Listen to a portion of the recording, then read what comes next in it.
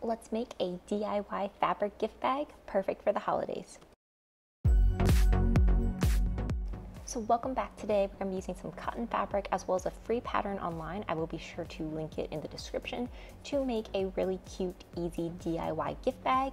I'm using this fun peanuts fabric for the outside as well as the lining, and then this red as kind of a contrasting fabric that will be at the base of the outside of the bag.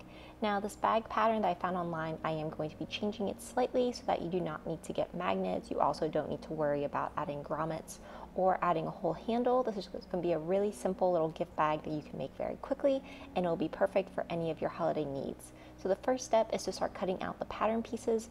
So the top piece, as you'll see in a second, this piece, this curve, you're just going to cut out 2 pieces of your cotton fabric that you want on the outside. Then for the rectangular piece, you're also going to cut out 2 pieces with whatever cotton fabric you're using. I'm going to use this red fabric, and this is going to be the full outside of our bag. So this is how it's going to match up the top and the bottom.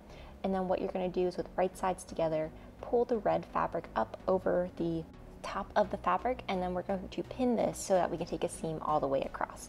So if you have fabric that is pretty kind of, I guess, almost like sticking together, you definitely don't need to pin it. I'm just pinning it so that it doesn't shift while I'm sewing it. So I'm just going to be taking a straight seam, probably leaving about a 1/2 inch seam allowance, going all the way down. Once I have this done, this is the outside of our bag. So you're going to press this, and you're going to actually be pressing the seam down this time. So you're not going to be pressing it out, but you're going to be pressing it down. And what this is going to do is it's going to allow us then to have this really nice exterior piece for our bag. So using this is going to be now your pattern piece for both the lining as well as interfacing. So if you have really stiff fabric, you do not need to add interfacing. Since mine was just cotton, I did cut out 2 pieces of interfacing. So as you will see here, I did go ahead and top stitch the red lower piece of fabric, and then the peanuts fabric, it's a little hard to see because the thread matches so well. This just gives it a really nice professional touch and make sure that you don't have to worry about any bunching happening. So what I'm going to do now is cut out the lining, so very similar to before, and then what we're going to be doing is cutting out a rectangle piece of fabric as well. So this rectangle is going to be about 2 inches by 15 inches, and this is going to be for our little draw tie that will be at the top. It's going to be really, really simple, and you just basically need 1 2 by 15 inch rectangle. You could either do this of the fabric you're using on the outside, you could do your lining fabric, you could do kind of a contrasting color. I have a ton of this peanuts material, so I'm going to be using that. Next, we're going to be essentially making sort of like a bias tape, but we're going to be folding this fabric in half and then folding it in half again so that there's no raw edges. And we're going to be pressing this all down so that it's nice and flat. So here I have it pressed in half. And then what I'm going to be going through is kind of folding this over again and then pressing it like this so that you can see there's no raw edges and has a really nice and clean look. So this will be used for our little ties at the top. And then this is my lining material, and what I need to do is add the interface to it. So depending on the type of interfacing you got, I used fusible interfacing, but there definitely is sew-in interfacing as well. You're going to be pressing it following the manufacturer's instructions. So mine was just to kind of place the interfacing with like the sticky side. You'll almost feel it has more of a bubbly texture onto the back of the cotton fabric. So this is my lining, and then I'm just going to be pressing that all the way through. So now that I have the interfacing attached to the lining, I'm going to put these on top of each other with right sides together, and I'm going to be pinning this 3 of the sides. Now at the bottom, I am going to be leaving a small gap, and that's going to be allowing us to turn this. So this is going to come into effect later when we are attaching the outside of the bag to our lining material. Basically, you just want to add about, I would say, a 2-inch hole. So I normally like to use 2 pins to kind of mark where I'm going to be starting and stopping. And then for the exterior of my bag, I'm going to be doing the same thing, but pinning it up all 3 sides.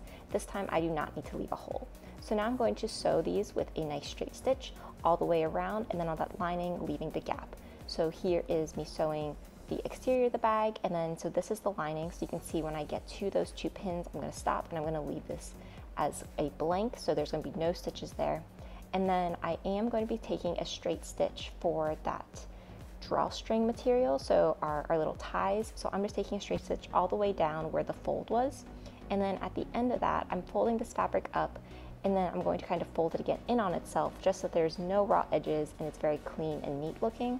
And then when you take that stitch all the way down, you won't have to worry about any raw edges or any fraying. The cat was helping a lot through all of this, and this is what that tie ends up looking like. It looks really nice. So with that tie, what you're going to do is you're going to fold it in half, and you'll see at one end you kind of have that bend, and you're just going to take your scissors and cut it directly there. So this gives us our two pieces that we're going to be using to kind of tie our bag up. And then you can see that I have the exterior of my bag as well as the lining, and at the corners I'm just going to start to kind of press this in to make a triangle. And when you do that, what we're going to be doing is sewing across, so this is going to allow our bag to sort of stand up. So I took my ruler again, and you want to measure so that across your fabric it's at 2.5 inches. So here you can see that I have the 2.5 inches mark, and you could definitely use a pin, or I just pinned it so that I would know exactly where to sew. And you're going to do this for all 4 corners of your bag, so 2 for the lining as well as 2 for the outside, and we're just going to take a seam directly across that for all 4 corners. So now that I have that done, I can now actually cut off this extra fabric. So I would say maybe leave about 1/4 inch of that fabric, and you're just going to cut the corners off, and that's going to allow our bag to stand up but not be bulky.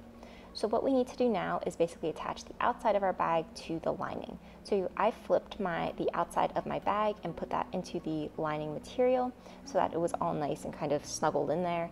And then what you're going to do is take your pins and pin around the outside of your bag.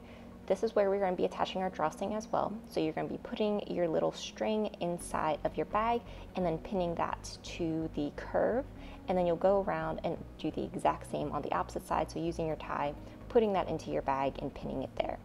So here's what our bag looks like, and I'm just going to sew all the way around the curve. I'm going to be extra careful that I do get those little ties so that they are attached to the bag itself. Now I'm just going to clip the curve, so cutting very, very closely to almost where that stitch is. This is going to allow the bag to not be bulky, so when we turn this right side out and we do top stitch around that curve, it's going to look a lot better. So when we turn this is what my bag now looks like. You can see that it has those little ties. It looks really cute. And then I just need to now top stitch this all the way around so that it has that final finishing touch using the sewing machine. And once we do that, there'll just be one more step of actually hand sewing that little opening that we had in our lining to turn this when we wanted to flip this right side out. So everything looks really nice so far. This is what the inside looks like. The outside of the bag came together really well. So now it's time to hand stitch it. You could do this in multiple different ways. I just took a really quick whip stitch all the way through it so that I could kind of close that little opening. And this is what our bag looks like. It's so cute. It was very easy. We were able to use supplies that you probably have at your house, including 2 different types of fabric, and then you could use interfacing, or you could also skip it. This is a great way to just kind of pack up some things for the holidays and give to someone. This could be really good for Thanksgiving as well. If you wanted to bring something over to give someone as a gift, you could use so many different types of fun fabric, and I absolutely love how it turned out. I hope you enjoyed this video and this little tutorial. If you want to see more fun ideas for the holidays, let me know. Tell me in the comments. Be sure to like, comment, subscribe, and tell me what you want to see next. Thanks.